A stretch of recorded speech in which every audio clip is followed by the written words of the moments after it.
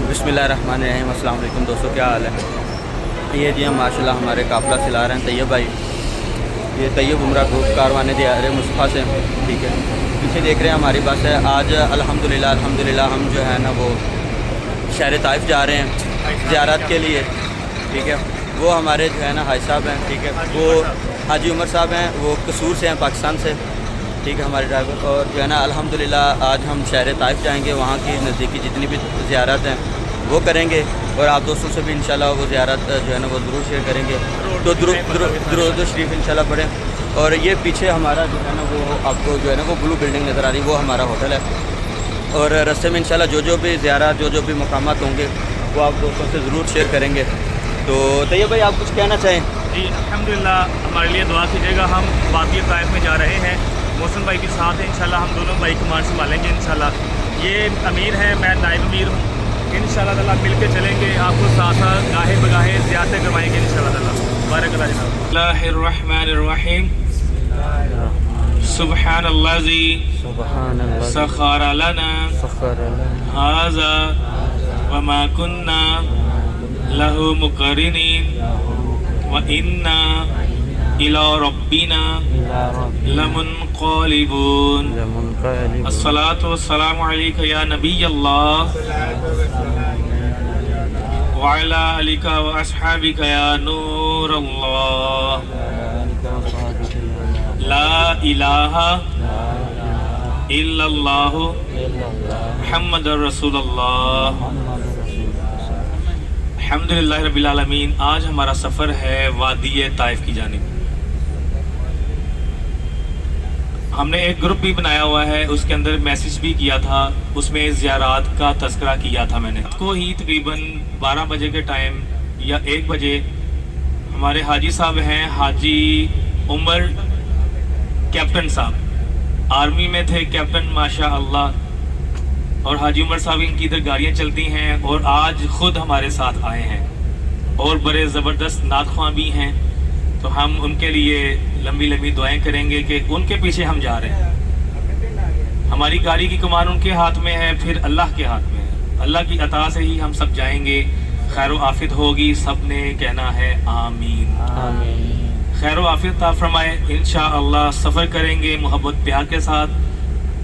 मैं हदीस पाक का मफ़हूम बताता हूँ, लास्ट टाइम भी बताया था। जद्दा से जब हम मक्का आ रहे थे, मेरे और आपके रसूल करीम सल्लल्लाहु अलैहि वसल्लम ने फरमाया, तुम में से सबसे अफजल इंसान वो है जो का इखलाक सबसे अच्छा है।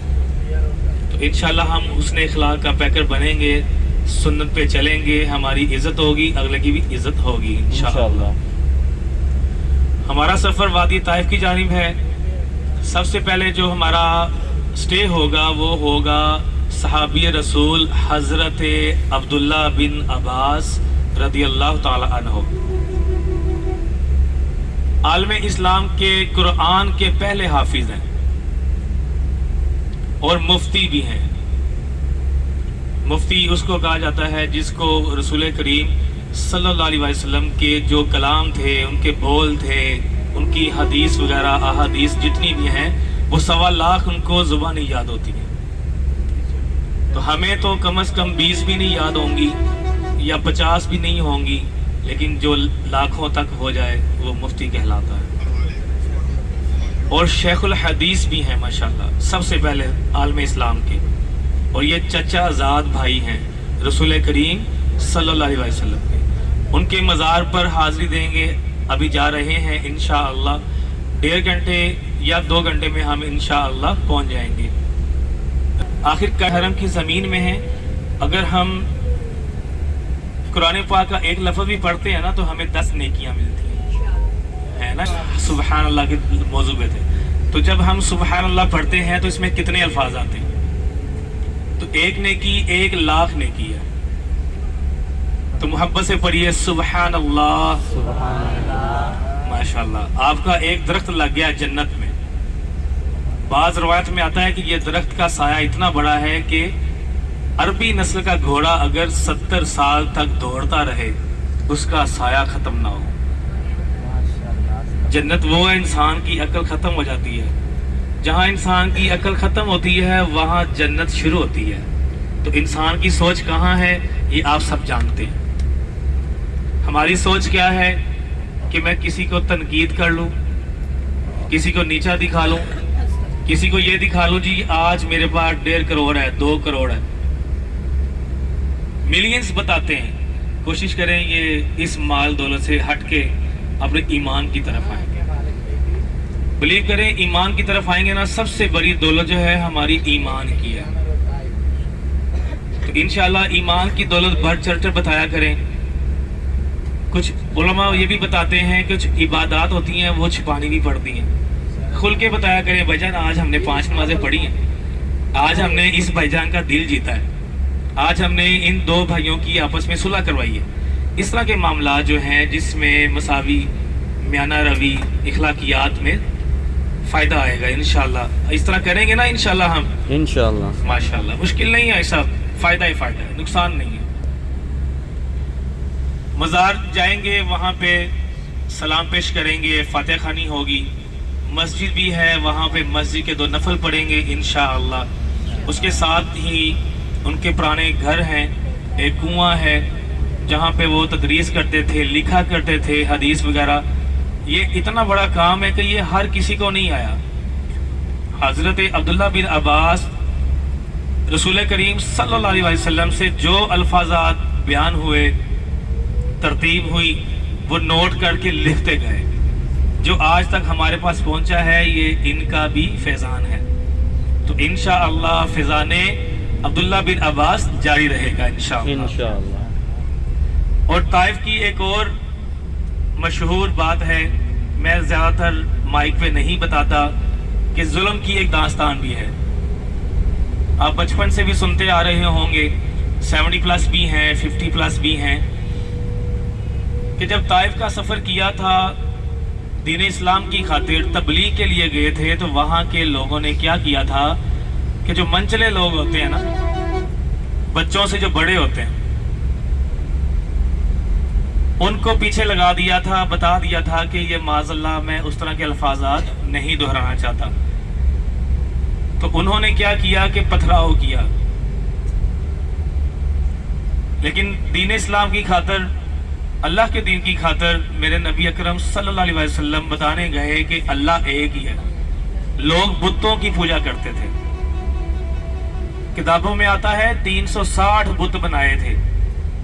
ایک بت ان کا یہ تھا کہ یہ سورج نکالتا ہے, ایک چاند کا مالک ہے, ایک پانی کا مالک ہے. اس طرح کے کرتے کراتے یہ انہوں نے خدا بنائے ہوئے تھے معاذ اللہ. اللہ تو ایک ہے نا جی, سب کو پتا ہے نا جی, یہ ہمارا ایمان ہے, توحید ہے. تبلیغ کے لیے جب گئے تو وہاں کے لوگوں نے کہا کہ کہاں 360 خدا, اور یہ کہتے ہیں ایک خدا.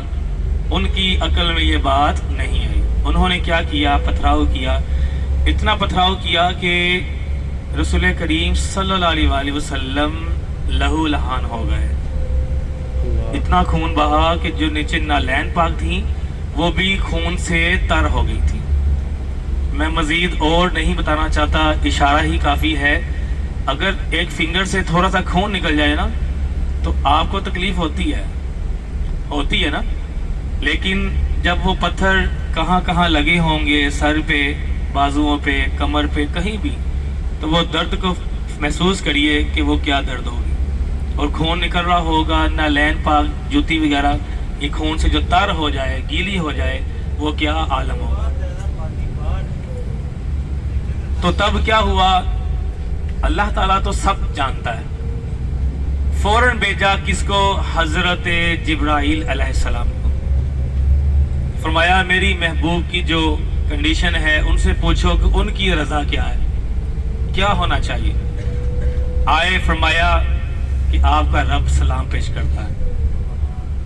سلام کے بعد فرمایا کہ یا رسول اللہ صلی اللہ علیہ وسلم آپ کی رضا کیا ہے.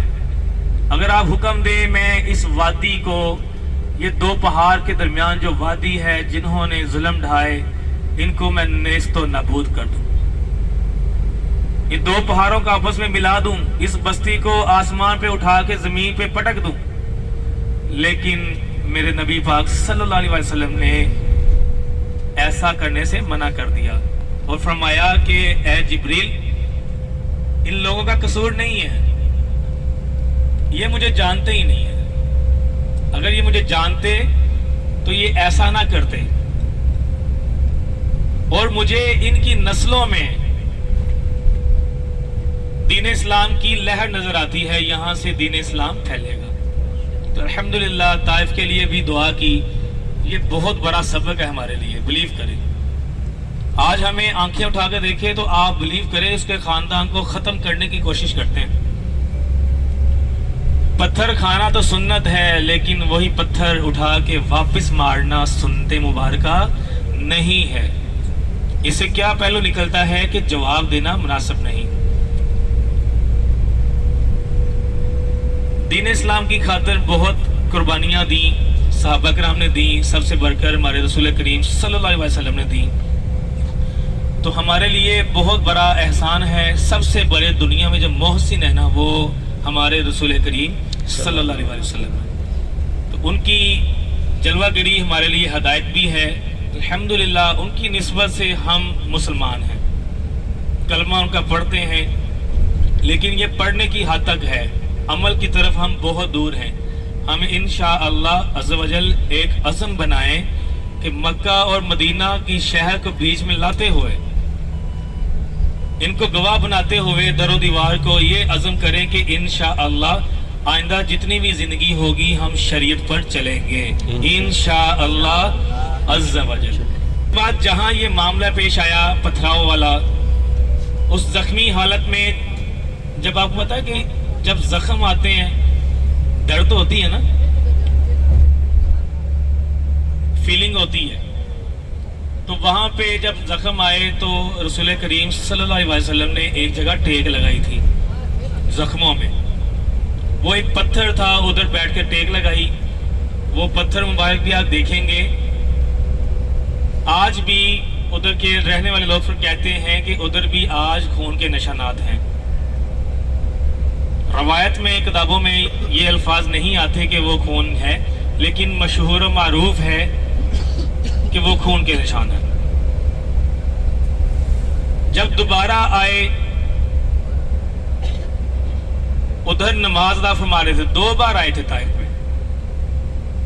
ایک بار نماز ادا فرما رہے تھے، کفار نے کہا کہ یہ جیتا جا رہا ہے، جو اس کا سامنا کرتا ہے وہ اسی کا ہو جاتا ہے۔ کچھ کفار تھے، ظاہر ہے وہ 360 بت کیسے چھوڑتے، عرصہ دراز سے صدیوں سے لوگ بتوں کی پوجا کرتے آ رہے تھے، خدا بنائے ہوئے تھے، تو ان کا اچانک ایک پہ آنا، ایک خدا کی طرف آنا بہت مشکل تھا۔ انہوں نے کہا کہ یہ ترقی کرتا جا رہا ہے، معاذ اللہ، اب یہ اشاروں کے ساتھ کیا کر رہا ہے، رکوع کر رہا ہے، سجدہ کر رہا ہے، اور یہ سائڈوں میں دیکھتا بھی نہیں ہے، جسے ہم نماز کی حالت کہتے ہیں۔ تو نماز ادا فرما رہے تھے، کفار نے کہا کہ آج ہی معاذ اللہ وقت ہے کہ ان کو کچل دیا جائے۔ بعض باتوں میں 2 پتھر آتے ہیں، بعض میں 1 بھی کہا جاتا ہے۔ وہ اوپر سے پتھر گرانا چاہا پہاڑ سے، تقریباً وہ 10 سے 12 فٹ کا ہے، زیادہ بھی ہو سکتا ہے، میں اپنے اندازے سے بتا رہا ہوں کیونکہ ہم نے اپنی آنکھوں سے دیکھا ہے۔ وہ 14 فٹ بھی ہو سکتا ہے، اونچائی پہ ہے نا تو لگتا ہے ایسے جیسے 8-10 فٹ کا ہے، لیکن تھوڑا بڑا سائز ہے۔ وہ گرانا چاہا، جیسے ہی گرانا چاہا تو اس میں کیا ہوا، نبی پاک صلی اللہ علیہ وسلم کے گمان خیال آیا کہ اگر یہ اللہ کی مرضی سے آ رہا ہے تو آ جائے، اگر کفار کی مرضی سے آ رہا ہے تو رک جائے۔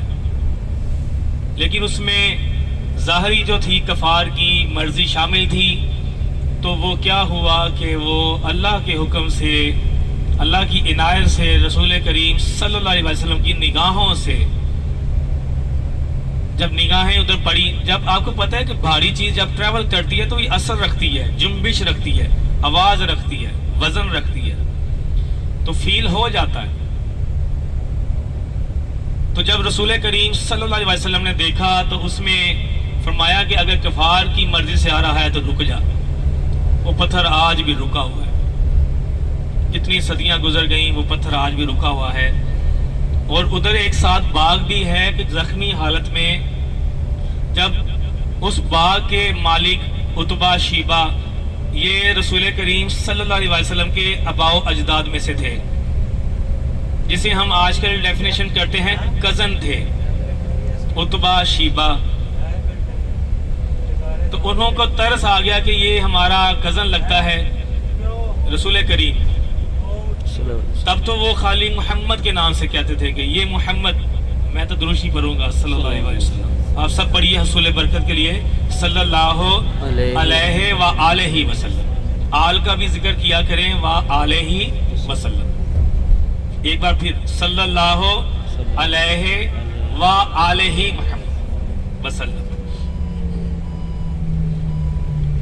تو انہوں نے کیا کیا کہ اپنے غلام کو انگور دے کے بھیجے کہ جاؤ، وہ کافی زخموں میں ہے، اس کو جا کے یہ انگور پیش کرو. تو ان کا ایک غلام تھا عتبہ شیبہ، جن کا ایک باغ تھا جس کے پاس بیٹھے تھے. اس باغ کے انگور اپنے غلام کے ہاتھ میں نبی پاک کو بھیجے کہ جاؤ وہ تناول کر لیں، کھا لیں، کچھ فربہ ہو جائے. تو وہ غلام تھا عداس، اس کا مذہب تو عیسائی تھا. تو وہ جب انگور لے کے گئے رسول پاک کی بارگاہ میں تو ان سے کچھ مکالمہ ہوا، باتیں ہوئیں. انہوں نے فرمایا کہ آپ ایسے کیوں کہتے ہیں کہ ان کے 360 خدا ہیں ادھر عرب ممالک میں، آپ کہتے ہیں کہ صرف ایک خدا ہے، ایسا کیوں؟ کافی باتیں ہوئیں، کافی لمبی چوڑی باتیں ہیں. جامعہ یہ بک میں کافی بڑا منظر ہے، لکھا ہوا ہے، عکس کیا ہوا ہے. جب یہ بتایا انہوں نے کہا بسم اللہ الرحمن الرحیم. تو جب یہ الفاظ سننے تھے تو جو وہ عداس تھا نا، عین سے شروع ہوتا ہے نام، عین دال الف سین، عداس. بعد میں وہ صحابی ہو گئے تھے. حضرت عداس نے پوچھا کہ آپ نے یہ بسم اللہ الرحمن الرحیم پڑھا ہے، یہ اللہ کا نام آپ نے کہاں سے لیا؟ یہ کون ہے؟ بسم اللہ جانتے نا مطلب کیا ہے؟ سب سے بڑا، رحم کرنے والا، مہربان، یہی ہے نا مطلب. تو انہوں نے کہا یہ کیسے؟ انہوں نے فرمایا کہ عداس آپ کہاں سے ہو؟ انہوں نے کہا میں نینوا سے ہوں. نینوا ایک شہر کا نام ہے. تو رسول کریم نے فرمایا صلی اللہ علیہ وآلہ وسلم کہ تم میرے بھائی حضرت یونس کے شہر سے ہو. یہ اتنا سننا تھا، عداس چونک گئے. فرمایا کہ آپ کیسے جانتے ہیں اور وہ آپ کے کیسے بھائی ہوئے؟ فرمایا کہ جو اللہ کا نبی ہوتا ہے نا، اللہ کا نبی ایک نہیں تھے، لاکھوں تھے نا جی. بعض روایت میں 1.25 لاکھ بھی آتا ہے اور مشہور بھی یہی ہے 1.25 لاکھ. فرمایا نبی نبی کا بھائی ہوتا ہے. اتنا سننا تھا کہ وہ ایمان لے آئے اور وادی طائف کی بستی میں رہنے والے پہلے صحابی رسول حضرت عداس کہلائے. بظاہر تو غلام تھے لیکن ایک صحابی کے مرتبے پہ پہنچ گئے. آج کل کے اگر آپ ہزاروں ولی کامل بھی اکٹھے کر لینا ایسا، ایک صحابی کے رتبے پہ نہیں پہنچ سکتے. ان کو شرف کیسا ملا، یقین کریں کہ وہ صحابی رسول بنے. ان کے نام سے ادھر مسجد بھی ہے. مشہور ہے کہ جدھر انگور پیش کیے گئے تھے، جدھر مکالمہ ہوا تھا، جدھر ایمان لے کے آئے تھے، ادھر ہی وہ مسجد عداس کے نام سے مسجد بنی ہوئی ہے. اب ایک چیز ہے، ہم یہ جگہ ساری دیکھیں گے لیکن ایک مسئلہ ہے. رات کو ہی مجھے بتایا گیا تھا، گاڑی تو میری بظاہر 3-4 دن پہلے ڈن ہو چکی تھی. میں نے جب جدہ سے مکہ میں نے تاریخ بتا دی تھی، تو ادھر مسائل یہ ہیں کہ ادھر ہمارے ہندوستان کی طرف سے جو لوگ آتے ہیں، ہندوستان میں آپ کو پتا ہے کہ کتنے ملک آتے ہیں. آج کل تو فقط انڈیا کو کہا جاتا ہے نا ہندوستان، لیکن ایک پہلے مشہور تھا. ہماری والی سائڈ کو ہندوستان ہی کہا جاتا ہے، ہند کی سائڈ سے.